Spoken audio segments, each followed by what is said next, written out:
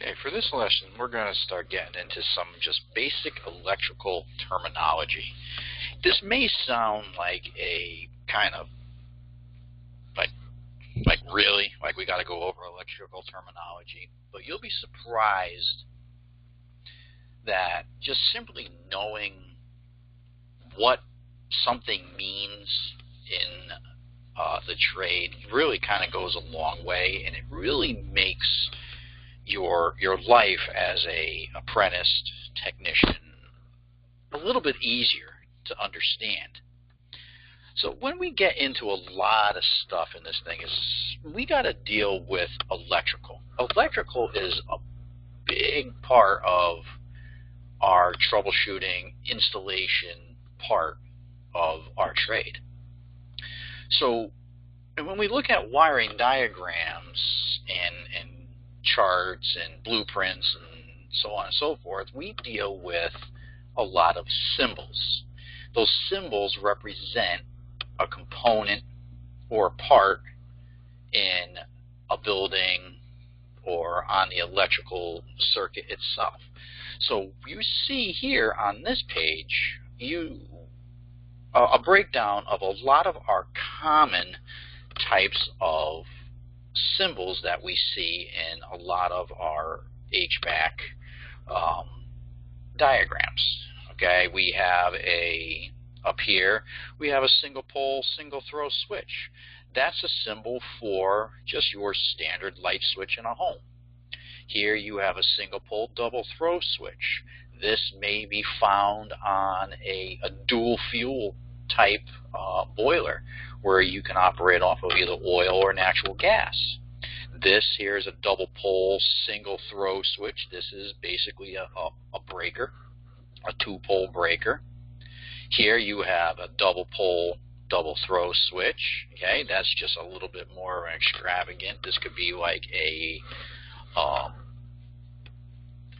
maybe a mag starter or some sort of high-powered type component that you will see in a lot of your maybe industrial type units. Here you have a thermostat, which is a heating thermostat. This is going to close on temperature fall. Notice how the thermostat, the bridge, is actually at the top of the line. So in order for this switch to close, it has to fall down. Here you have a cooling thermostat. This is going to close on temperature rise. Notice how the line is underneath. Okay, so when this guy actually gets colder, it's going to open, and as the temperature rises, it's going to close. Here you have a pressure switch which opens on pressure rise, a pressure switch that closes on pressure drop. Okay, so you have a lot of different diagrams and different symbols, but what we really need to kind of get into is, well, what do some of these terminologies mean? So the first thing that we got to understand is obviously matter, atoms, protons, and electrons. That is really like the basis of all electrical concepts. We have to know that matter is anything that takes up space and has weight. Okay? We have to know that there's atoms. Atoms make up of all substances in the world. Those atoms are made up of protons and electrons. Your protons are your positively charged particles in an electrical in the nucleus of an atom. We have your electrons, which are negatively charged particles in the nucleus of an atom. It is the electrons in the atom that is what generates and creates electricity. We have to know what conductors are. Conductors are something that easily moves the electrons down a path. Conductors are those types of material that usually have one or two electrons on the outer shell.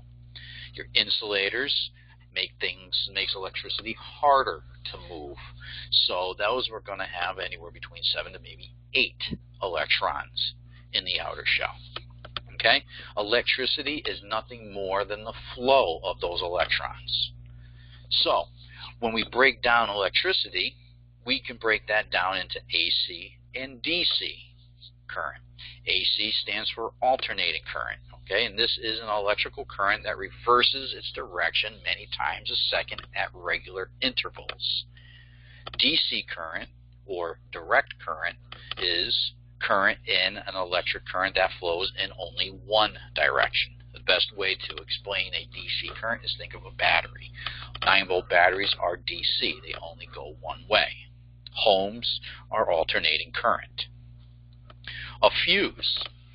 A fuse is a circuit interrupting device consisting of a strip of wire that melts and breaks an electric current circuit if the current exceeds a safe level. So usually what happens is when we have a fuse, to restore the service, the fuse has to be either replaced using a similar fuse with the same size and rating after correcting the cause of failure. Then you have your ground, or earth, in some cases what it's called, is the reference point in an electrical circuit from which voltages are measured, a common return path for electric current, or a direct physical connection to the earth.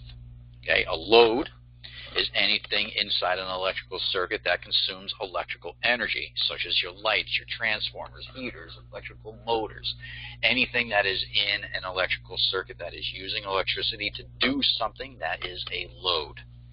Okay, your neutral conductor, that is the conductor connected to the neutral point of a system that is intended to carry current under normal conditions. A parallel circuit is a circuit that is which there are multiple paths for electricity to flow. Each load connected in a separate path receives its full circuit voltage, and the total circuit current is equal to the sum of the individual branch currents. Then you'll have a series circuit. A series circuit is a circuit that has only one path for electricity to flow. All of the current in the circuit must flow through all the loads, completing its path to the source of supply. The best way to always remember the difference between a series circuit and a parallel circuit in HVAC is think about Christmas lights. The old Christmas lights, when one light bulb went out, everything else went out. With the newer light bulbs, if one bulb goes out, the rest of them stay on, is because each one of those bulbs has its own path for the electricity to flow. Versus the old type of light bulbs where one went out, in order for that circuit to work, the electricity had to safely flow through each working light bulb all the way from the start to the finish. And if one of them happened to blow out, the circuit was now open and it would no longer work. Okay, so now you have series and parallel circuits, or series parallel circuit. An electric current containing a group of parallel connected receptive devices, the groups being arranged in the circuit in series, a series multiple circuit, where you can have a combination of both a series and parallel type circuit, which is very, very common in a lot of your HVAC systems. You're going to have safeties which are going to be wired in series, and you're going to have loads that are going to be wired in parallel, hence series parallel. Okay, a short circuit is a fault in an electric circuit or apparatus due usually to imperfect insulation, such that the current flows a bypath and inflicts damage or is wasted. Okay, an amp meter, this is what measures the current flow in amps in the circuit. Okay, an amp meter is connected in series in the circuit unless you are using a clamp-on meter or a clamp amp meter. Capacitor is a passive two-terminal electrical component used to store electrical energy temporarily in an electric field. You have a circuit, a closed path in which electrons from a voltage or current source flow. Circuits can be in series, parallel, or in any combination of the two. You'll have circuit breakers, which is an automatic device for stopping the flow of current in an electric device. To restore the service, the circuit breaker must be reset, closed, after correcting the cause of the overload or failure. A GFCI, or better known as a ground fault circuit interrupter, is a device intended for the protection of personnel that functions to de-energize a circuit or portion thereof within an established period of time when a current to ground exceeds some predetermined value that is less than the required to operate the overcurrent protective device in the supply circuit. Okay, an insulator, any material where an electric current does not flow freely. Insulating materials such as glass, rubber, air, and many plastics have a relatively high resistance. Insulators protect equipment and life from electrical shock. A solenoid is a spiral of conducting wire, wood, so that when an electric current passes through it, it turns are nearly equivalent to a succession of parallel circuits, and it acquires magnetic properties similar to those of a bar magnet. Solenoids are very, very common in HVAC. We deal with those in our contactor coils. We deal with those in the refrigeration. We deal with them in air conditioning. They are very, very common. Basically, all you're doing is taking a wound of wire, wrapping it around like an iron core of some sort, and when we apply power to that wire, we generate a magnetic field. That magnetic field is now either able to open or close a set of contacts. Okay, a switch is a device for making, breaking, or changing the connections in an electrical circuit. Ampere is a unit of measure for the intensity of an electric current flowing in a circuit. 1 ampere is equal to a current flow of 1 coulomb per second. Capacitance is the ability of a body to store an electrical charge, measured in farads as the ratio of the electric charge of the object, okay, measured in coulombs, to the voltage across the object, which is measured in volts. Okay, current is the flow of electric charge through a conductor. An electric current can be compared to the flow of water in a pipe and is usually measured in amps or amperes. Okay, a milliamp is equal to 1/100th of an amp. Microamps is equal to 100,000th of an amp. Okay, a farad, a unit of measure for capacitance. 1 farad is equal to 1 coulomb per volt. Frequency is the number of cycles per second, which is measured in hertz. If a current completes 1 cycle per second, then the frequency is 1 hertz. Okay, 60 cycles per second equals 60 hertz. Okay, hertz is a unit of measure for frequency, okay, replacing the earlier term of cycles per second, or CPS. You'll hear sometimes the word impedance, and that is the effective resistance of an electric circuit or component to alternating current, rising from the combined effects of ohmic resistance and reactance. Okay, ohms is a unit of measure for resistance. 1 ohm is equivalent to the resistance in a circuit transmitting a current of 1 amp when subjected to a potential difference of 1 volt. Ohm's law is the mathematical equation that explains the relationship between current, voltage, and resistance. Power, this is the rate at which electrical energy is transferred by an electric circuit, measured in watts. Okay, a volt is a unit of measure of voltage. 1 volt is equal to the difference of potential that would drive 1 amp of current against 1 ohm of resistance. Okay, a millivolt is 1/100th of a volt. A kilovolt is 1,000 volts. Voltage is electromotive force or pressure that cause electrons to flow and can be compared to water pressure, which causes water to flow in a pipe. Voltage is always measured in volts. Okay, watts is a unit of electrical power.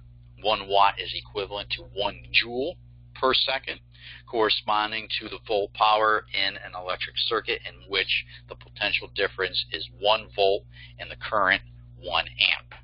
Okay, horsepower is equal to 746 watts. 1 watt will put out 3.41 BTUs per hour, and 1,000 watts per hour is equal to 1 kilowatt hour. Resistance is the resistance to flow of electrons in an electrical circuit. Your micro-ohm is 100,000th of an ohm. Mega ohms is 1/1,000,000th of an ohm, and kilo ohms is 1,000 ohms. Okay, so how is electricity produced? Well, it can be made in a couple of different ways, but most commonly it's done through friction chemically or magnetically. Okay, static electricity is a prime example of friction and how we can actually generate electricity. You take a balloon, rub it on your head, and it makes your hair stand up. That's electricity. You are generating and making your own circuit, your own electrical circuit there. Chemically is just like a battery, a 9-volt battery. It's stored energy. It's done through chemical makeup inside the battery. But more importantly, when we are thinking about HVAC and the way the houses are wired and the way we get power delivered to our house, that is done through magnetically or a generator from the power company. The power company has a bunch of big, gigantic generators that are spinning, and as those generators are spinning, we are generating electricity through the magnetic field of those generators. Okay, an electrical circuit is a combination of parts to form a complete path through which electrons can move and be used. You'll hear the term line voltage. Line voltage is the voltage that is supplied to the equipment from the power source. That power source can be from the breaker, from the emergency switch at the top of the stairs, the service switch at the side of the furnace. You'll hear the term load. Okay, a device that uses electricity to perform useful work. A load is anything in that circuit that is using electricity to spin, open, close, heat up, whatever. Okay? You're going to hear different terms, a closed circuit and an open circuit. A closed circuit is a complete path for electrons to flow, which means that the switch is closed, it's allowing electricity to flow. An open circuit is a broken path, which means it's not working. Okay, so again, here's the difference between an open circuit and a closed circuit. When we have a closed circuit, the switch is closed. It is allowing electricity from our source to pass through our wire, through our switch, up to our load, and our load is now working. And there's our basic closed circuit. When we have an open circuit, there is an open in there, which means the electricity cannot flow. So in this case, our switch is now open. So power is coming out of our battery to our switch, but it cannot go any further because that switch is open. It cannot make contact with our contact down here to send power to our light bulb or our load. Okay, the 4 parts of a circuit is you need line, load, switch, and a path. Okay, you need to have an energy source. That energy source is what pushes that current to move around that circuit. Okay, and think about it simply like a battery. Okay, you got to have a switch in there. That switch has to open and close the circuit in order to control the electricity. You got to have wires. Those wires are our path. They connect the energy sources to the load. And then you have to have a load. A load in there is what converts electrical energy to another form. Okay, and in this case, we have light and heat because we are using a light bulb.